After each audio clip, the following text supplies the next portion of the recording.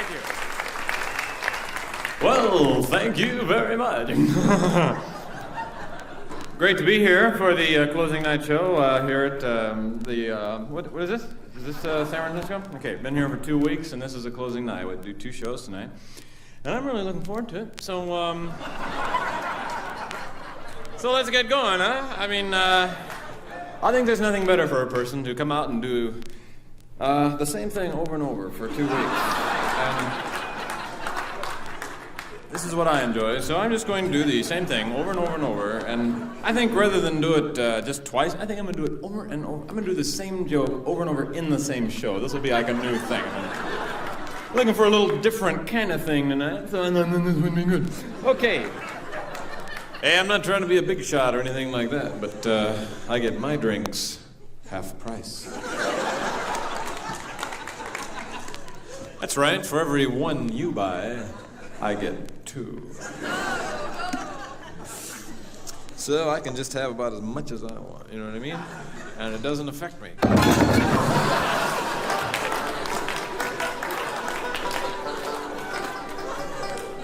No, I'm not on the step.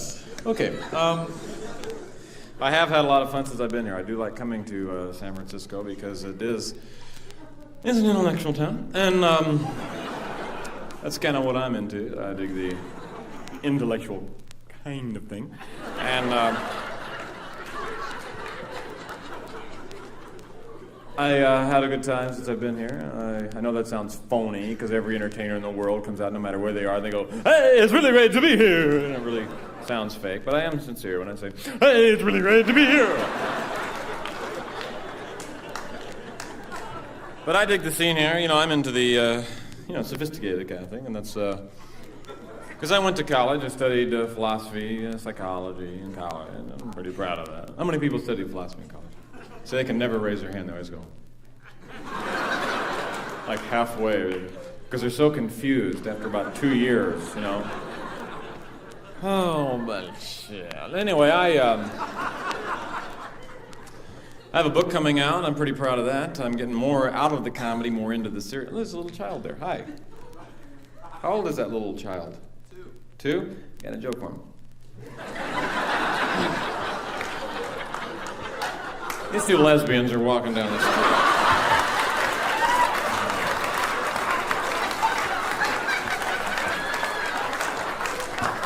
Hi. Anyway, I do have a book coming out. It's kind of a serious work for me, and I hope you pick it up. It's called How to Get Along with Everyone. And I didn't write it by myself. I wrote it with this other asshole jerk-off. But I have a couple other books. I did Bad Banana on Broadway. How many people read that? Just a few. Okay. Ceremony for a Fat Lip. Did you read that? Oh, I did Renegade Nuns on Wheels, Dykes on Fire, and How to Make Money Off the Mentally Ill. This was a big one for me. How I turned $1 million in real estate into $25 in cash. I wrote Mind Gone Haywire. I'll Take the Alphabet. Trouble in Doggy Land. Let's see, Howdy Doody, Man or Myth. And I did the Apple Pie Hubbub. And of course, the Apple Pie Hubbub was a significant novel for me because that's when I first started using verbs.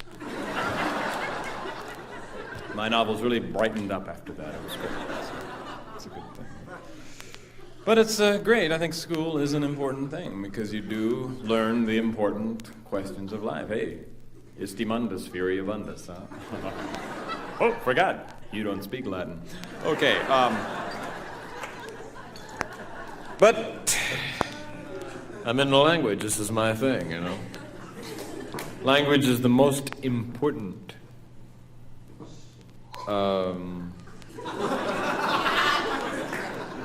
I think you know what I'm trying to say.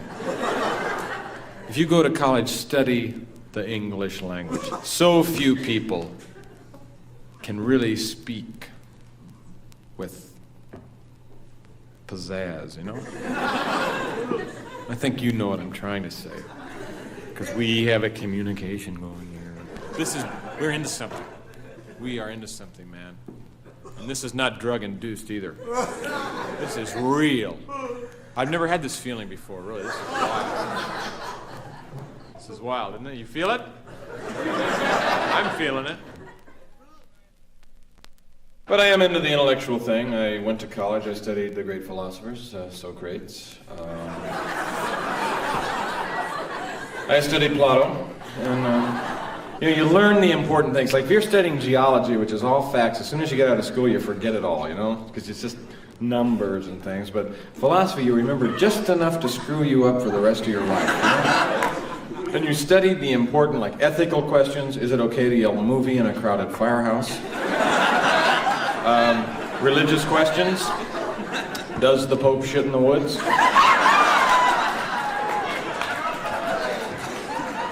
And keep waiting sometime, you know. Oh, if there is a God, give me a sign. See, I told you that the...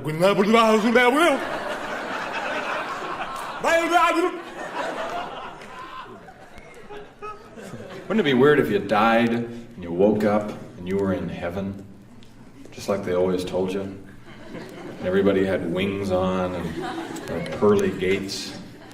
Wouldn't you feel stupid? Oh no!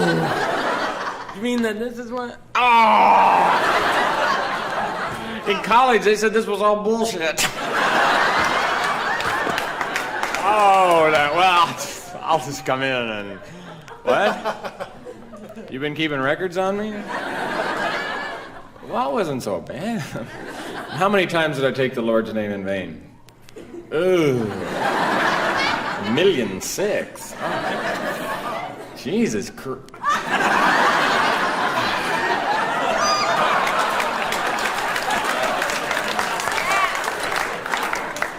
We're going to get to the meat of the act pretty soon. I'm just kind of coasting here. What do you want for $4? I want a real show or something? I don't need this, you know what I mean?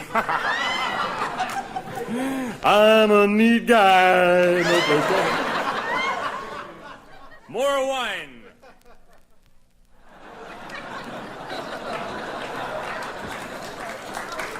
It's not so hard. It's so hard to believe in anything anymore, you know what I mean?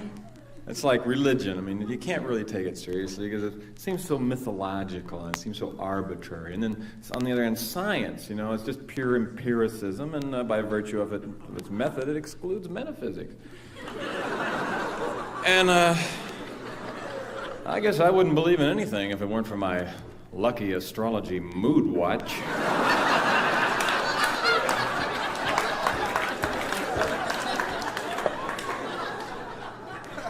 College, you feel so small, you know? You go to college, you study about guys like Leonardo, who did everything. A scientist, a great painter, a great architect, designer. You feel like an idiot. And I wanted to, you know, expand my life in the way that Leonardo did, and that's why I took up juggling. I know what you're saying. You're saying, Steve, where do you find time to juggle? Well, I juggle in my mind. Whoops. Okay.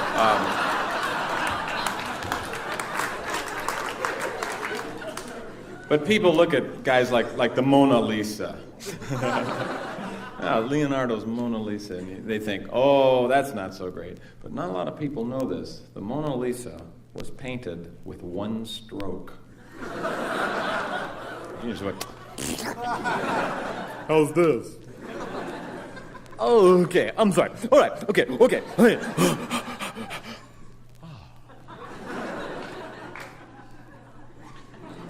Excuse me, I just went to the Bahamas for a second. All right. Well, anyway, I guess you can tell that I'm into language, and language is kind of my thing, being a comedian. And if you don't have a command of the language, nothing to be embarrassed about, but because this is my profession. And let's face it, some people have a way with words. Other people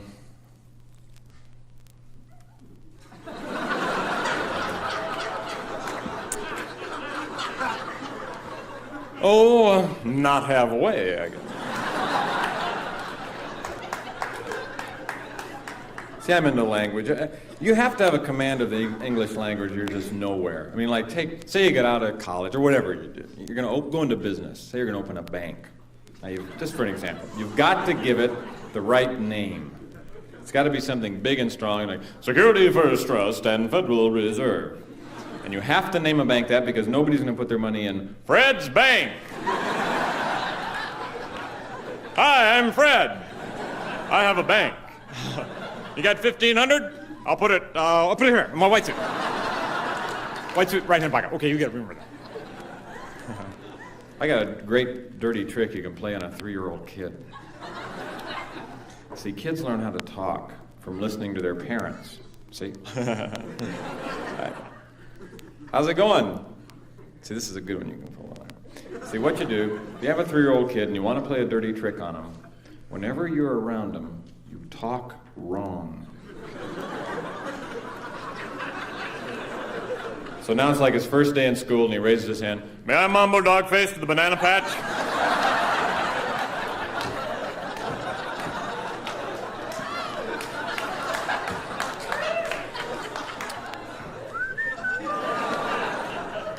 Give that kid a special test. Get him out. Oh, let me give you a warning, okay? I was in Paris about 2 months ago. And it was just a little vacation. It was on the East Coast. I had 7 days off. I said, well, I'll just go over there and I'll go to Paris. But let me give you a warning. If you're going over there, here's an example. Chapeau means hat. Ouf means egg.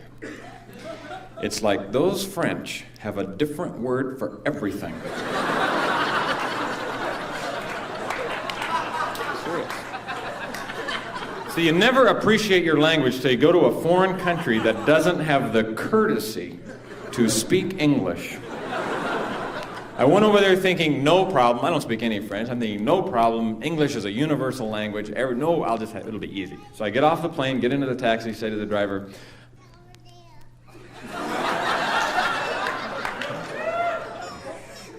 I dig baby talk.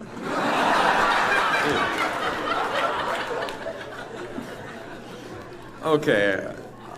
Have I started yet? I have. Okay, well then let's just keep going. Oh, so anyway, you go to Paris, France, and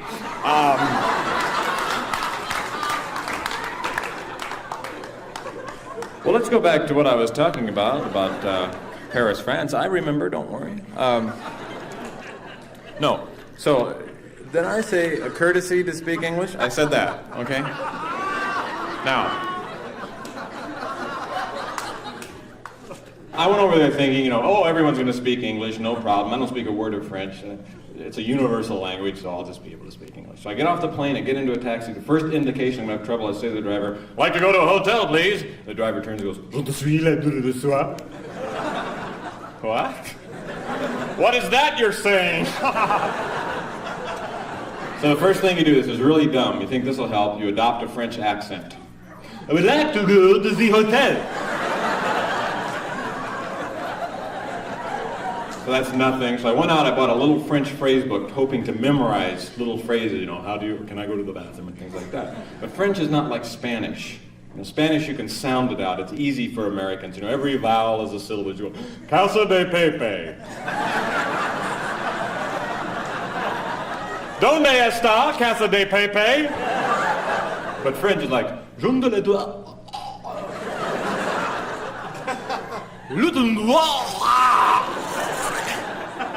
What happened? What happened? He spoke French! Help him! So the only thing I could remember was cheese omelet. Omelette du fromage. I'm practicing all the time. Omelette du fromage. And meeting people, hey, omelette du fromage. Finally, I go into a restaurant and omelette du fromage. And the problem, if you order in French, the waiter thinks you speak French. He goes, Je te suis le du soir? And you go, yes. And he brings you a shoe with cheese on it. And you also told him to force it down your throat. I'll have a shoe with cheese on it, force it down my throat, and I want to massage your grandmother, okay? I finally figured out the secret to ordering food. It's all sound effects. Went into a restaurant, wanted to order milk, eggs, and ham. I'm going to go, The waiter looked at me and goes, I beg your pardon? Okay, enough comedy jokes. All right, What's your moonwash say? yeah, I remember when I had my first beer.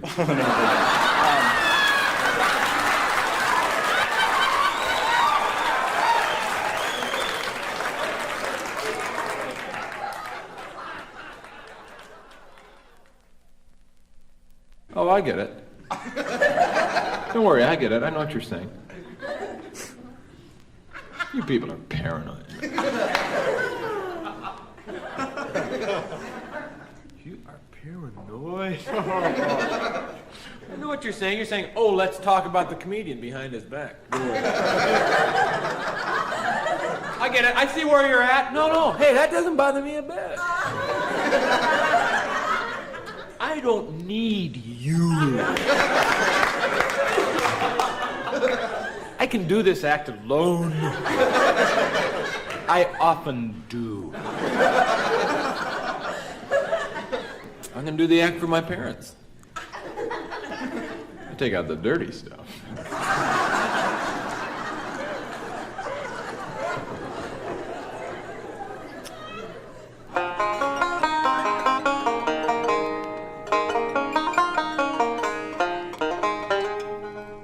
I just made that up. I don't think it's gonna be a big, big hit.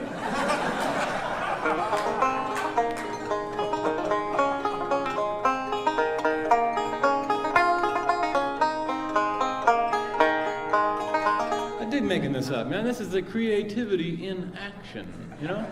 Because it's not often that you can pay $4 to see someone jack off like this.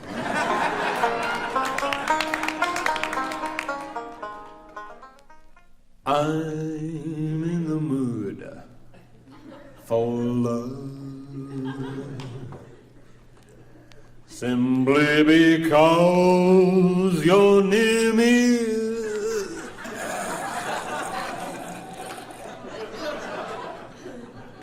Funny, but when you're near me,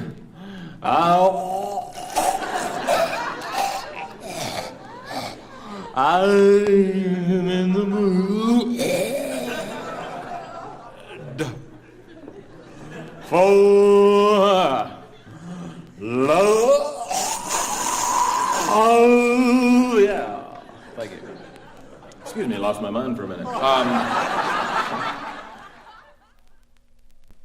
By the way, it's a new law now. I have to do this. I don't like to, but it is by law. All comedians must make a financial disclosure during the show or at some point. So I have to do this comedian's financial disclosure in accordance with the unilateral code established by Stephen Martin on this day. This disclosure is presented.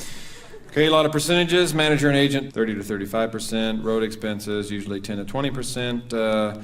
Development of new material, 0.0000001%. And I've written that all up in a little pie graph here. Then over here I have a rubber chicken graph. Then I figured out potential concert income. If you fill a 3,000-seat hall at $3 per ticket, the gross is $9,000. If you fill a 3,000-seat hall at $7.50 per ticket, the gross is $22,500. And just for fun, I figured out if you fill a 3,000-seat hall at $800 a ticket, gross is $2,400,000. And this is what I'm shooting for. One show. Goodbye.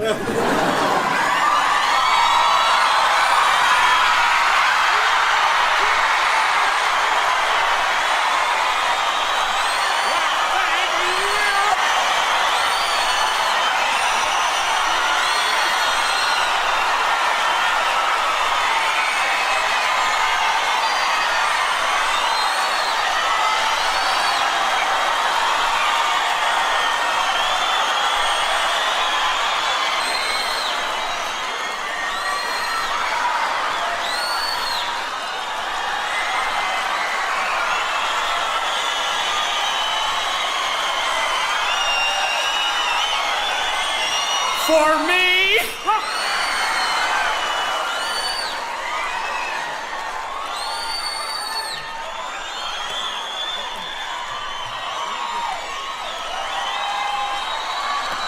right. Hi, Crime Stoppers! Usually we say, hi, Steve, one more time. Hi, Crime Stoppers! Let's repeat the Crime Stoppers oath. I promise not to bully my friends. I promise not to leave my keys in the car. I promise not to depreciate non-taxable items brought forth in the previous tax year. Good. And now, let's repeat the non-conformist oath. I promise to be different. I promise to be unique. I promise not to repeat things other people say. Good.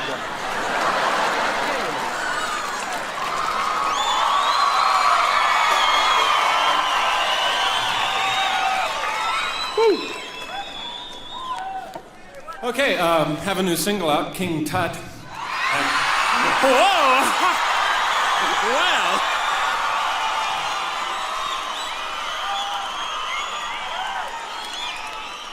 Well, as King Tut would say, mucho dinero.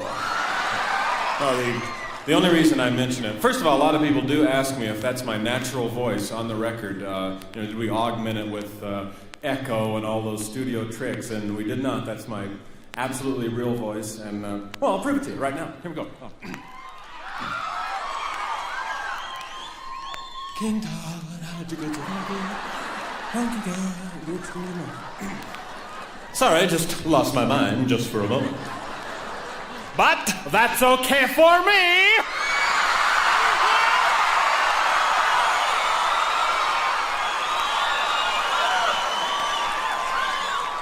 Because I am a wild and crazy girl!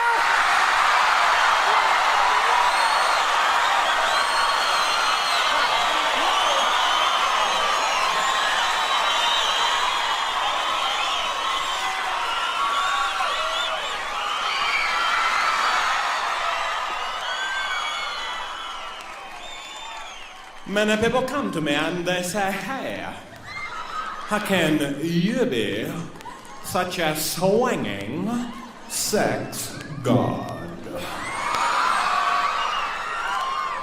Well, I'll tell you, it's not because I can make love up to one time a night. It's not because I said the things a woman wants to hear, like, are you through yet?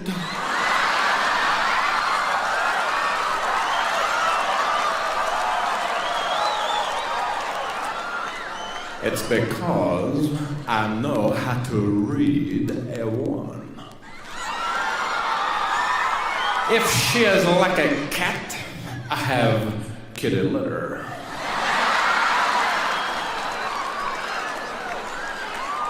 If she is like a dog, we do it on the paper.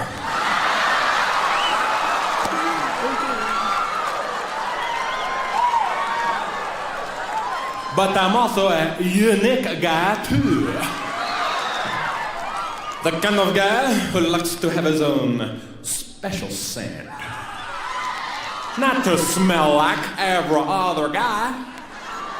I like to have my own individual odor.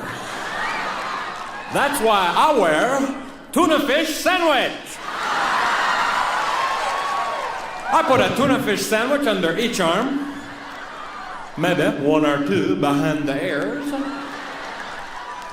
I don't smell like any other guy.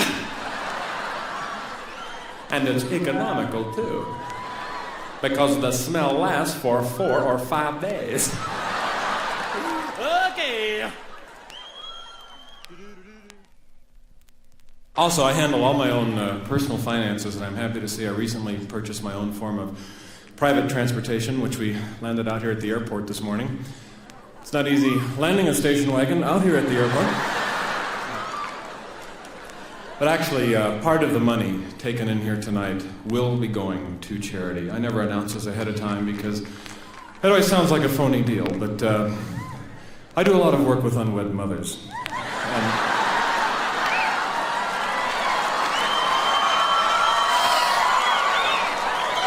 No, just helping them get their start. Now, come on.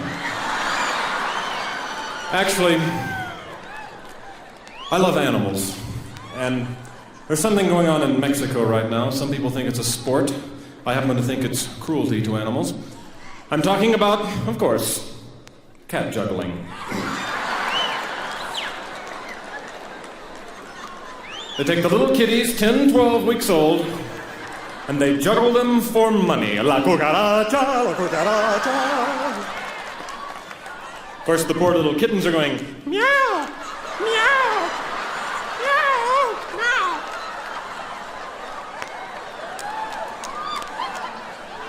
And there's something going on in Kansas right now that makes me sick. They take little laboratory mice, never hurt anybody, take them out to Hollywood and tell them they're going to be in pictures. Uh-oh, I'm getting happy feet! Whoa! But I'll be honest with you. You probably read it in Screw Up Your Life People magazine anyway. I used to smoke marijuana.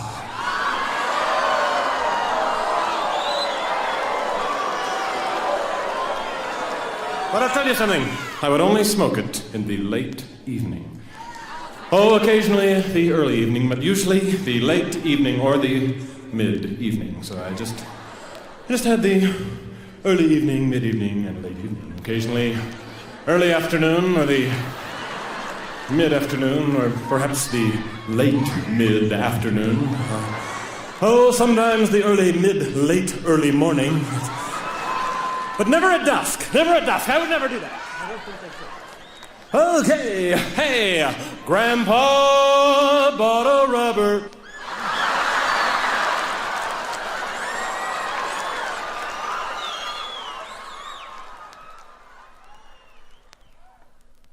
I feel sorry for women, and I'll tell you why.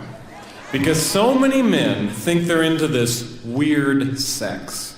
And I'm sorry. That there's something wrong about that. And I wouldn't have said that, but 6 months ago I met a girl. She was taking singing lessons, and her coach, 84-year-old guy, you'd think it'd be the last guy in the world to be weird. But listen to this. He kept wanting her to sing from her diaphragm.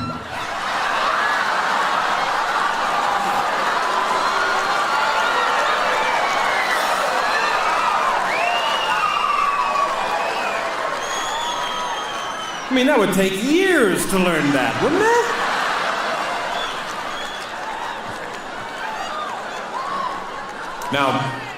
Now this doesn't happen very often, but about 3 weeks ago I met a girl, and she was real nice, and she invited me to her apartment. So I went over there, and she had the best pussy I have ever seen.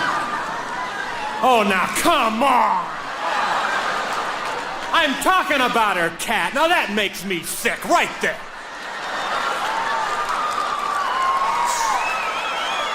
No, you can't say anything anymore that people don't take it dirty, and I'm sorry, that disgusts me.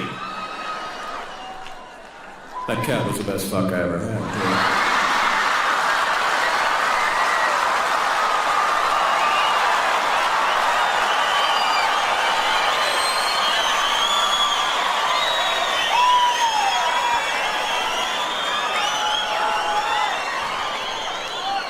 How many people have cats? Okay, 1, 2, 3, 4. Okay, 10. Now, let me ask you this. Do you trust them? Because I've got to get a pair of cat handcuffs and I got to get them right away. Just the little ones that go around the little front paws. Or maybe the manacles of 4 that get all 4 paws. But what a drag. I found out my cat was embezzling from me. You think you know a cat for 10 years? He pulls something like this. Found out while I was away, he would go out to the mailbox, pick up the checks, take them down to the bank and cash them, disguised as me. He had the little kitty arrow through the head, and the little kitty bunny ears. And I wouldn't have caught him, but I went outside to his house where he sleeps, and there was about $3,000 worth of cat toys out there. And you can't return them because they have spit all over them. So now I'm stuck with $3,000 worth of cat toys. Oh, sure, they're fun. Got the little rubber mouse, has a bell inside of it. Boy, I hate it when it goes under the sofa. Wow, give me that, give me that, give me that.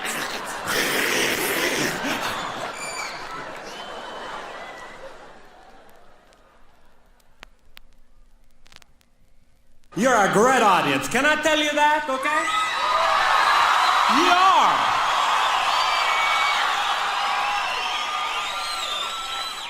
But can I tell you something else, too? You Americans are so naive. You have so many naive and simple ways. Well, like when you break up with a girl. It's a big deal. But where I'm from, we have a very simple and mature way of doing it. You just walk up to the girl and you say, I break with thee, I break with thee, I break with thee, and then you throw dog poop on her shoes.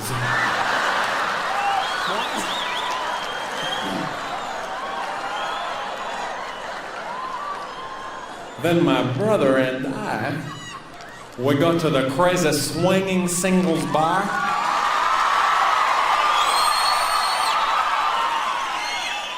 And we look for the girls with the dog poop on their shoes.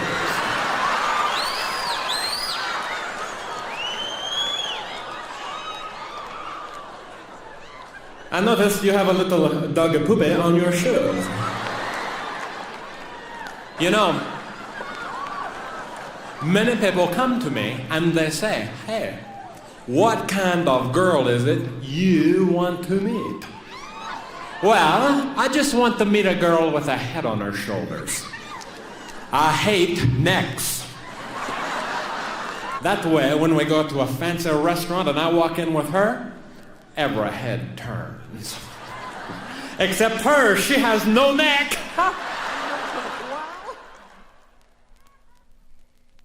You know, a lot of people ask me if Steve Martin is my real name. Have I changed it for show business or anything like that? And now I'm not ashamed to admit it, because I did have a funny name when I was a kid, and I decided to change it for show business. But I think enough time has gone by, and audiences are more sophisticated now that they won't laugh at my real name. My real name is...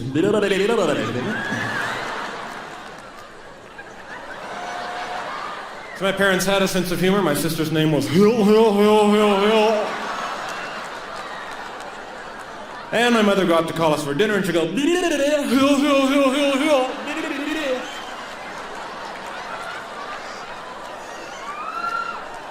So I had to move around a lot. But other than that, I had a very normal childhood, and I was thinking about this just the other day. I was just sitting home doing terrible things to my dog with a fork.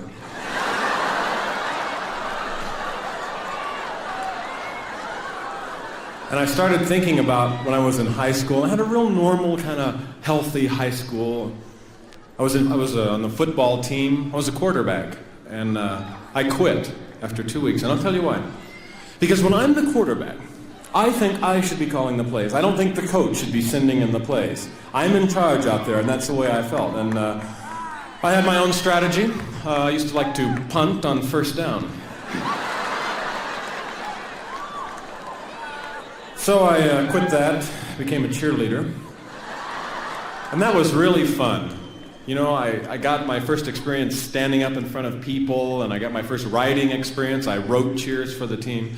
But the other cheerleaders were so jealous. They would not use one of my cheers. I wrote, "Die, you gravy-sucking pigs."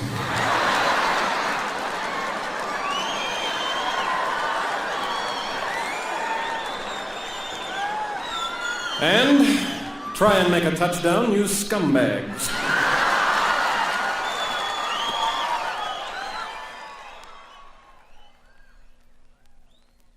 One last thing, if you bought my album and you came down here expecting me to do a lot of routines from the record and I didn't do them, maybe one or two, there's a reason for that. I think performers have to move on. You just can't do the same old material over and over and over, and it's kind of a cheat, I think, to rely on the same stuff. And if you don't agree with me, well, excuse me!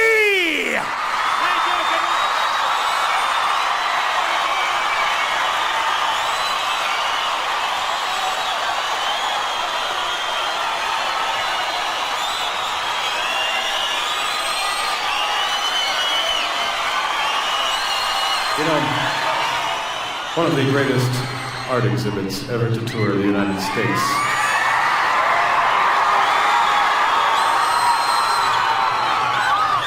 is the Treasures of Tutankhamun, or King Tut.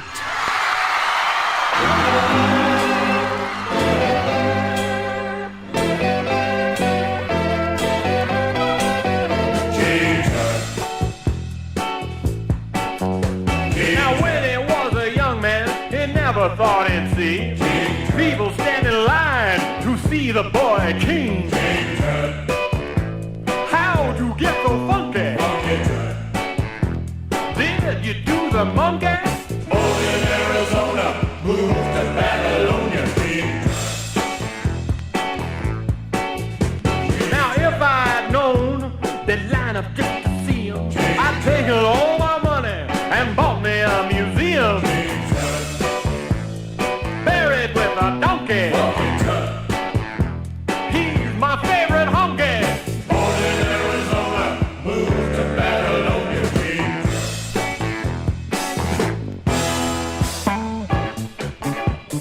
Dancing by the night.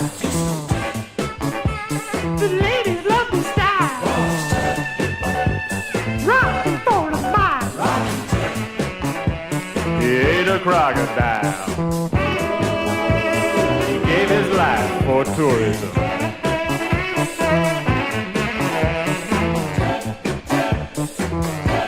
Golden idols.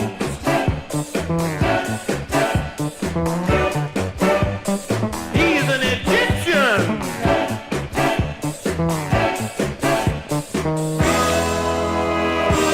They're selling you.